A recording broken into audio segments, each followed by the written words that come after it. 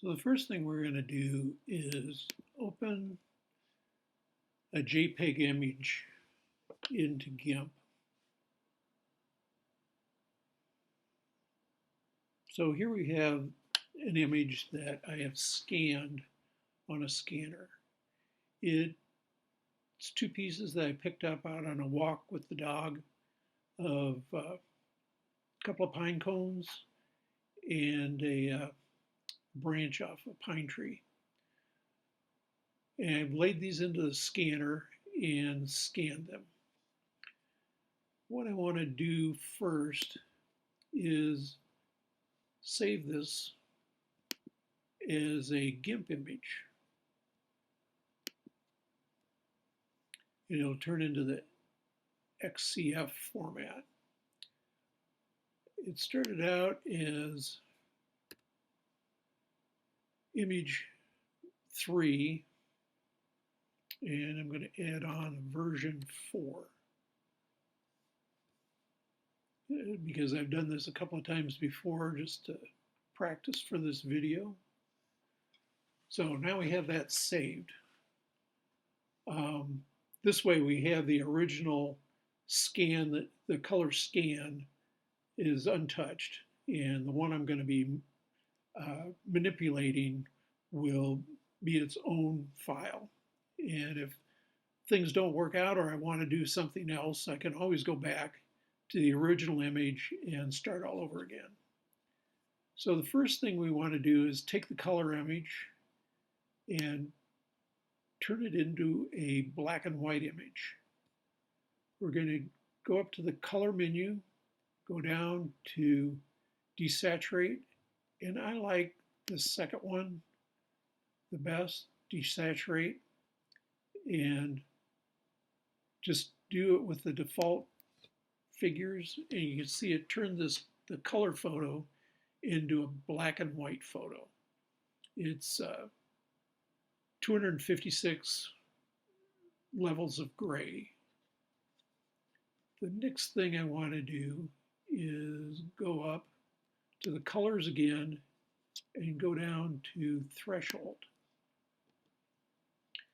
And you can see threshold turns it into either black black or white white. There's no shades of gray anywhere. If you take this slider right here, we can go to the point where you can see it's resolving different levels of gray.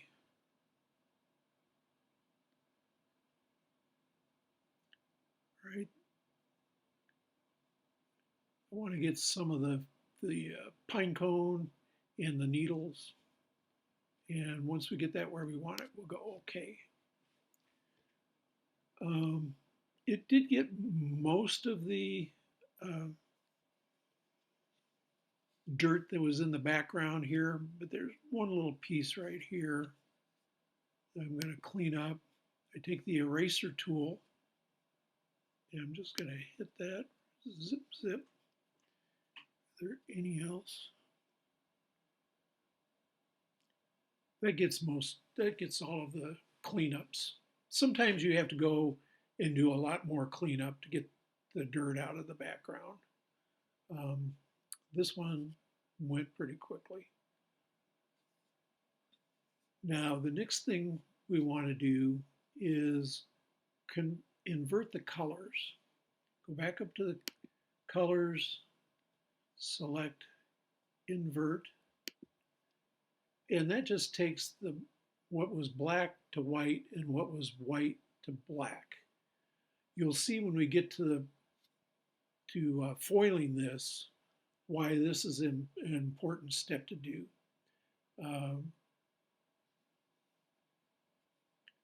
The final thing I'm going to do is change the size. Go up to image, down to scale image, and it brings up pixels at first. I like to look in inches, and I want to fit this on a half sheet of paper. And so maybe I can do 2 of them on the same sheet of paper.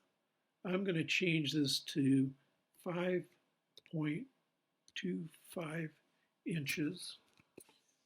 tab. I'm going to keep the resolution the same. 300 dpi is a nice high resolution, so the image is going to stay smooth. And the width I'm not going to worry about right now. Everything the same like that. So that's going to be our final image. We're going to export this as a PDF. So export as. Down here in this, select the type extension. Go down and select portable document format, or PDF.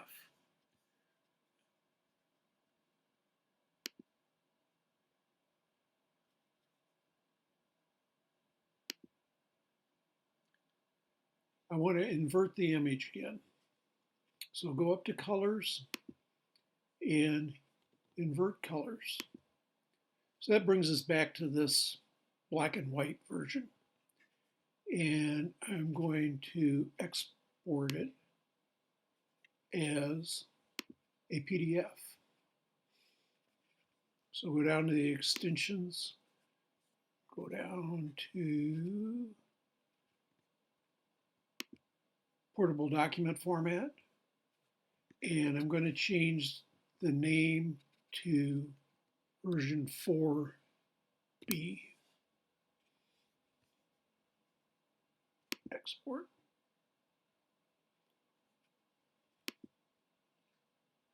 Done with that. We're done with Gimp right now. So we're finally going to save, quit Gimp. And this is the PDF we ended up with. And this will be what we go to print on the laser printer. So here we are, ready to print this image. I'm going to go to print. I want it to be the actual size. We'll just print it right in the center of the page.